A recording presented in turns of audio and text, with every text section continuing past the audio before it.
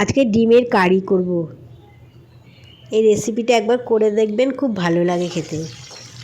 Tomato আর রসুনগুলোকে একটু ভেজে নেব, যতক্ষণ না সেদ্ধ হয়। তুলে নিয়েছি। এবার পেঁয়াজটাও ভেজে নিচ্ছি ওই তেলের মধ্যেই। আর ডিমগুলোকে ছাড়িয়ে নেব এবার, খোসাগুলোকে।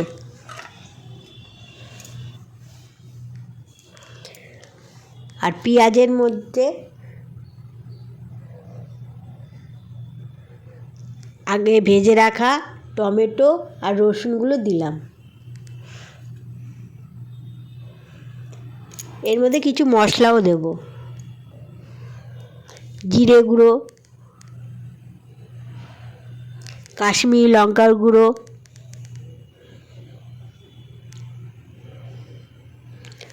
আর হলুদ দিয়ে একটু ভাজা ভাজা করে নেব। মশলাগুলো যেন ভাজা ভাজা হয়, কাঁচা গন্ধটা না থাকে মশলায়।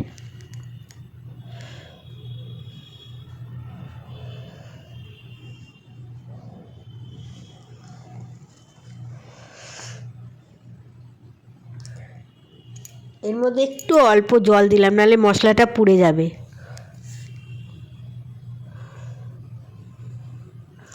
এইদিকে ডিমটাও ভেজে নেব নুন আর হলুদ দিয়ে অল্প করে।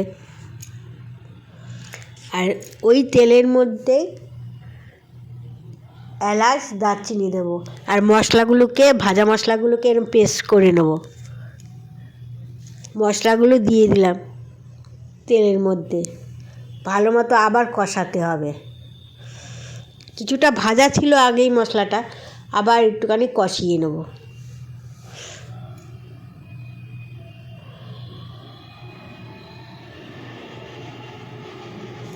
এর মধ্যে কিছু কাঁচা লঙ্কাও দিলাম আমি। এইবার ডিমগুলো দিয়ে ভালো মতো কষাতে হবে, যতক্ষণ না এর থেকে তেল ছাড়ে।